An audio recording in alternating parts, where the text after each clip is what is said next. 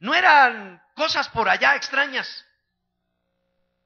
No eran cosas que sacaran a correr a los espectadores. Por el contrario, como era entendible, entonces atraía a los espectadores. Dice el verso 11 del capítulo 2, les oímos hablar las maravillas de Dios. ¿Qué fue lo que ocurrió?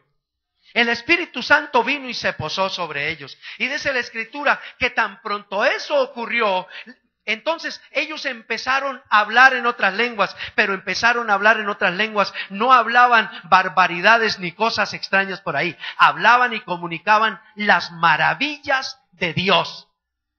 Por aquella entonces había visitantes en Jerusalén, visitantes de diferentes regiones, gente que incluso tenían otras lenguas natales, gente que hablaban otras lenguas, la de su país por allá, la de su región de donde habían venido.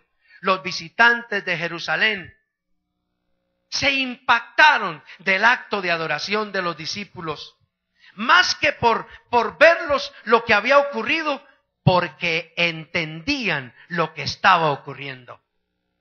Diferentes y diversos idiomas hablaban los que estaban en Jerusalén, y todos, tanto unos como otros, oían hablar las maravillas de Dios. Ellos entendían que los adoradores estaban adorando en espíritu y en verdad, estaban adorando con una adoración entendible.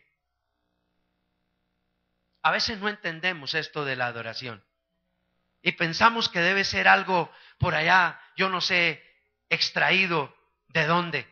La adoración es un acto de humillación, como ya se los dije. La adoración es un acto de sencillez delante de Dios. Y cuando la adoración se convierte en ese acto sencillo, entonces al tiempo se hace entendible. Los visitantes de Jerusalén lo entendían. Algo que dio centralidad a lo que estaba ocurriendo en Jerusalén aquel día es que toda la adoración estaba enfocada para dar la gloria a Dios. Cuando la adoración se enfoca para dar la gloria a Dios, entonces se hace entendible, entonces se hace creíble. Cuando la adoración se enfoca para adorar al adorador, se pierde el sentido. Cuando la adoración se enfoca para darle relevancia al lugar donde estamos, se pierde el sentido. Cuando la adoración se enfoca para agradar al que está a mi lado porque me vea que soy un buen adorador, el sentido se pierde. Pero cuando la adoración mantiene su centralidad, que es solo para dar la gloria a Dios, es solo para exaltar a Dios, es solo para reconocer la bondad, la misericordia, el amor y el perdón de Dios para con nosotros, entonces la adoración se hace pertinente, entonces la adoración tiene un verdadero sentido, entonces se hace entendible. Eso hizo que los visitantes de Jerusalén entendieran lo maravilloso y entonces también a ellos los conmovió y los invitó a participar en ese acto de adoración. Mire, si usted lee el texto con cuidado, dice que había por aquellos días en Jerusalén gente de Frigia, de Panfilia, de Egipto, de África, de Cirene, romanos, prosélitos, cretenses, árabes, y los de allá y los de acá. Había mucha gente extranjera esos días en Jerusalén. Y todos, absolutamente todos, les oyeron a los adoradores adorar a Dios, que lo hacían en espíritu y en verdad, pero entendían ¿qué era lo que estaba pasando? Cuando se habla de las maravillas de Dios, siempre se causará una buena impresión a los oyentes o simples espectadores. Cuando la adoración se centra en dar la gloria a Dios, el simple espectador quedará bien impactado. Cuando la adoración se proyecta para dar la gloria a Dios, el espectador, el simple oyente, el que no tiene conocimiento de lo que está ocurriendo, como mínimo se sentirá atraído. Fuimos llamados, dice Primera de Pedro, capítulo 2, verso 9, para anunciar las virtudes del que nos llamó. Para eso fuimos llamados. Y lo hemos de hacer también a través de la adoración. Nuestra adoración a Dios debe ser una adoración inteligente. Eso dice San Pablo escribiéndole a los romanos. Así que presentéis vuestros cuerpos en sacrificio vivo, santo, agradable a Dios, es decir, inteligente, racional, con los pies sobre la tierra. La adoración no nos debe sacar de aquí, la adoración nos mantiene aquí y desde aquí contemplamos la gracia y la bondad del Señor y la expresamos en adoración. Allí en Jerusalén aquel día los espectadores entendieron lo que estaban haciendo los adoradores. Jesús mismo en su ministerio terreno se ocupó de orientar a su vasto auditorio para que escucharan siempre las maravillas de Dios. Jesús siempre habló de las maravillas de Dios. La adoración debe hablar de las maravillas de Dios. Los adoradores deben hablar de las maravillas de Dios. Los espectadores o sencillos oyentes de los adoradores deben escuchar hablar de las maravillas de Dios. Capítulo 8 de San Juan, verso 23, Jesús dijo: muchas cosas tengo que decir y juzgar de vosotros, pero el que me envió es verdadero y yo, lo que he oído de él, esto hablo al mundo. ¿Qué hablaba Jesús al mundo? Las maravillas de Dios. ¿Qué debemos nosotros hacer cuando adoramos a Dios? Exaltar las maravillas de Dios. ¿En qué nos debemos ocupar como adoradores? En exaltar y darle la gloria a Dios. Adorar a Dios siempre. Cuando lo hacemos de esa manera, la adoración tiene un sentido particular. La adoración se convierte en una adoración evangelizadora. Es decir, capta la atención del que nos escucha. Y en ese sentido, aquí está el tercer elemento. Aquel día, los adoradores estaban dispuestos. Aquel día la adoración fue entendible, pero aquel día la adoración produjo una reflexión profunda en los espectadores. Versículo 37 del capítulo 2 dice: que dada la circunstancia de lo que estaba ocurriendo, viendo que aquella gente que estaban adorando a Dios, hablaban de las maravillas de Dios en diferentes idiomas sin haberlos estudiado para que los que estaban ahí las entendieran. Estos se asombraron y dijeron, los oyentes, los extranjeros allí, dijeron: hey, ¿qué está pasando? Unos decían: no, oiga, yo oigo las maravillas de Dios. Estos están hablando cosas de Dios, cosas maravillosas de Dios. Y había un grupo también de los extremadamente legalistas que dijeron: no, estos no están en otro cuento que pasando su borrachera. A mí me parece que estos están borrachos, dijeron otros. Y en eso, Pedro, que era uno de los 120, de los que estaban embriagados con la presencia del Espíritu Santo, hablando las maravillas de Dios, se puso en pie y les expuso el sermón más glorioso que se haya escuchado de ser humano alguno sobre la tierra. Les expuso el mensaje de salvación a todos los extranjeros que estaban ahí, al punto tal que cuando él termina, ahí en el verso 37 del capítulo 2, a los oyentes no les queda otra alternativa que decir: hermanos, y frente a esa verdad, ¿qué haremos nosotros? Varones hermanos, ¿qué haremos? ¿Qué haremos? Es que cuando la adoración se torna interesante, cuando la adoración se torna entendible, cuando la adoración solo se concentra en dar la gloria a Dios, no restará otra cosa que preguntar: ¿y ahora qué vamos a hacer? ¿Qué haremos? Cuando la adoración a Dios es clara, cuando la adoración a Dios es entendible, el simple espectador no tardará en ser impactado y retado frente a su condición humana. Ese ¿qué haremos? No es otra cosa que entender cuál es mi condición humana. Ese qué haremos, lo que está implicando ahí es que los espectadores entendieron, reconocieron que eran seres humanos, reconocieron que eran pecadores, reconocieron que eran gente de carne y hueso, que fallaban cada día, que necesitaban de la presencia de Dios en sus corazones, que necesitaban vivir la misma experiencia que ellos estaban viviendo, y por tal razón dijeron, ¿qué haremos? ¿Y cuál fue la respuesta de Pedro? La respuesta de Pedro fue, pues crean en el Señor Jesucristo, recíbanlo en sus corazones, y entonces el qué haremos, esa necesidad humana quedará suplida. ¿Saben?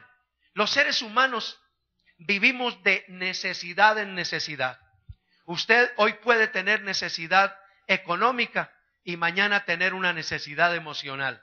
Y pasado mañana tener una necesidad familiar, y después tener una necesidad de salud, y después vivir una necesidad social, y después vivir una necesidad relacional, y después vivir una necesidad existencial, y siempre, y hasta necesidades espirituales. Los seres humanos vamos, como decía mi abuela, de tumbo en tumbo, de necesidad en necesidad. ¿O hay alguien aquí que hoy diga, yo no tengo necesidad de nada? Bienaventurado usted si es así.